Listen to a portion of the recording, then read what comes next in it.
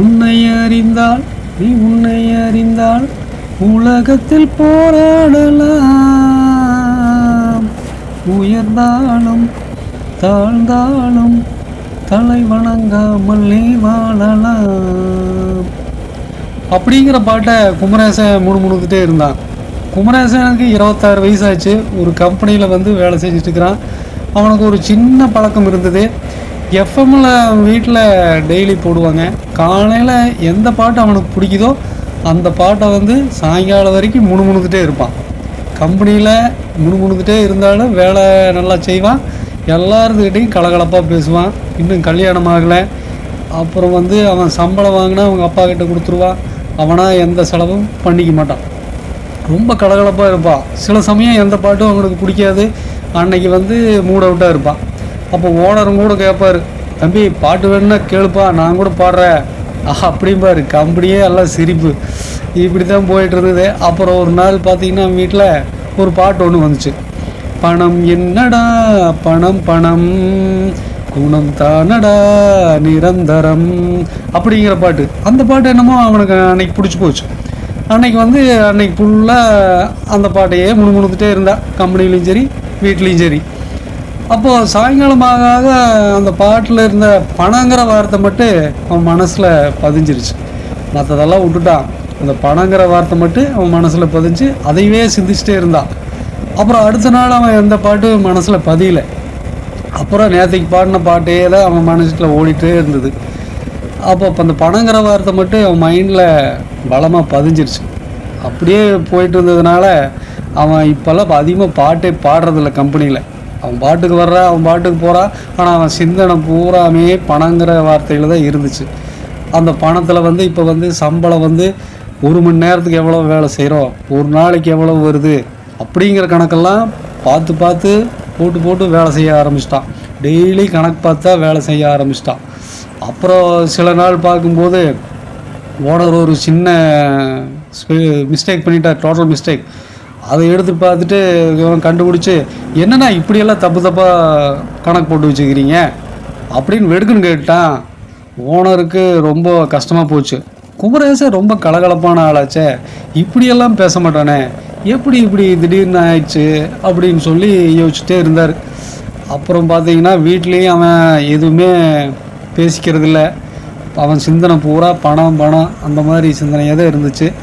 இப்போ அப்படியே போயிட்டு இருந்தது காலத்தில் சம்பளமெல்லாம் வீட்டில் கொடுத்துருவா முதல்லலாம். இப்போல்லாம் வீட்டில் கொடுக்குறதே இல்லை. அவங்க அப்பா பார்த்தாரு, ஒரு வாரம் கொடுக்கல.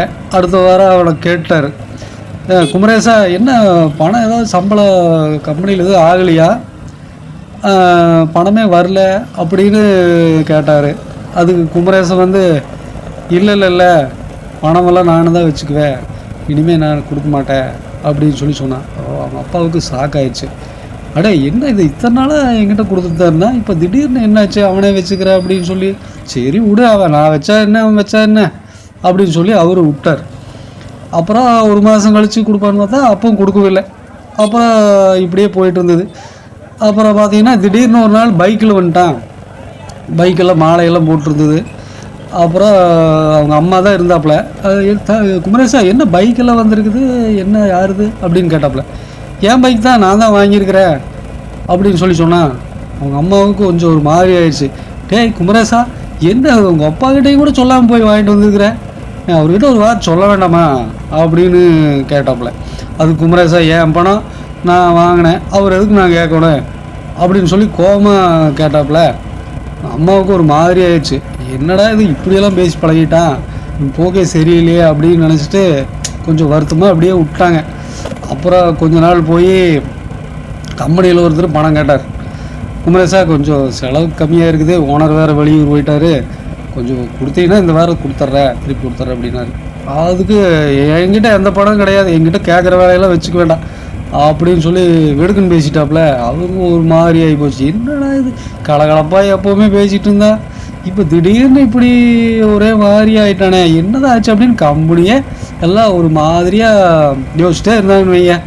அப்புறம் பார்த்தீங்கன்னா திடீர்னு பார்த்தீங்கன்னா ஒரு நாள் எஃப்எம்மில் ஒரு பாட்டு அவங்க அப்பா போட்டிருந்தார் வீட்டில்.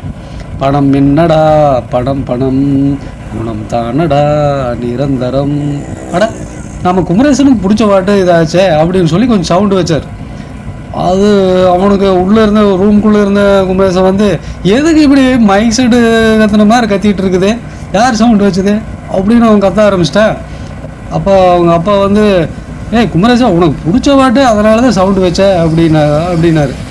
அப்புறம் அதுக்கு அவன் வந்துட்டு உங்களுக்கு பிடிச்சின்னா உங்கள் ரூம்குள்ளே வச்சு போய் கேளுங்க, எதுக்கு இப்படி சவுண்டு வச்சுட்டு இருக்கிறீங்க அப்படின்னு சொல்லி வெடுக்குன்னு கேட்டார். அப்புறம் அவர் ஒன்று சொல்ல இவன் ஒன்று சொல்ல அவங்க அம்மாவும் பக்கத்தில் வந்துருச்சு. இப்படியே 2 பேரும் பேசி கொஞ்சம் வாக்குவாதமாகி போச்சு. அவர் ஒன்று பேச இவர் ஒன்று பேச வாக்குவாதம் ஆகிடுச்சு. ஒரு இடத்துல ரொம்பவுமே வாக்குவாதம் முடிச்சாச்சு. அவங்க அம்மா ஓட அழ ஆரம்பிச்சிட்டாங்க, என்னடா இது இப்படி 2 பேரும் சண்டை போட்டுக்கிறாங்க அப்படின்னு சொல்லிட்டு. அப்புறம் டக்குன்னு அவர் பேச்சை நிறுத்தினார் அவங்க அப்பா.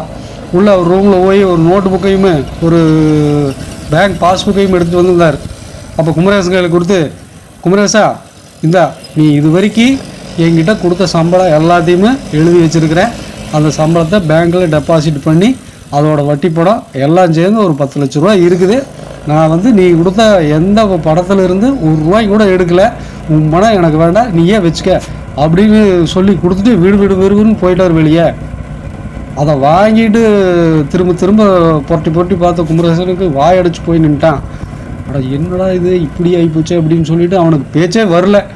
கணக்கெல்லாம் பார்த்தா கிட்டத்தட்ட ₹1 கூட எடுக்காமல் அப்படியே அவ்வளோ அக்யூட்டாக எழுதி வச்சுக்கிறாரு, டெபாசிட் பண்ணி அந்த பணத்தை வாங்கியிருக்கிறாரு. இவனுக்கு ஒரு மாதிரி ஆகிப்போச்சு, அவனுக்கு பேச்சு வரல. ஒரு நெஞ்சுக்குள்ளே அப்படியே துக்கமாக அடைச்ச மாதிரி ஆகிப்போச்சு. அப்புறம் அவனுக்கு கண்ணிலிருந்து தண்ணி வர ஆரம்பிச்சிருச்சு. அப்புறம் ரூம்குள்ளே போய் கதவை சாத்திட்டு ரொம்ப நேரம் கதவே திறக்கவில்லை. அப்புறம் பார்த்தீங்கன்னா அவன் ரொம்ப நேரம் கதவை திறக்கலினாலுமே அவன் மனசார அழுதுட்டு தான் இருந்தான். அவன் அழுகிற சத்தம் வெளியே கேட்டே இருந்தது. அப்போ வந்து பக்கத்தில் ஒரு விசேஷ வீட்டிலேருந்து ஒரு பாட்டு ஒன்று கேட்டுச்சு. பணம் என்னடா பணம் பணம் பணம் தானடா நிரந்தரம் அப்படிங்கிற பாட்டு பாடிட்டே இருந்துச்சு. இந்த கதை பிடிச்சிருந்ததுன்னா லைக் பண்ணுங்கள், ஷேர் பண்ணுங்கள். ஓகே.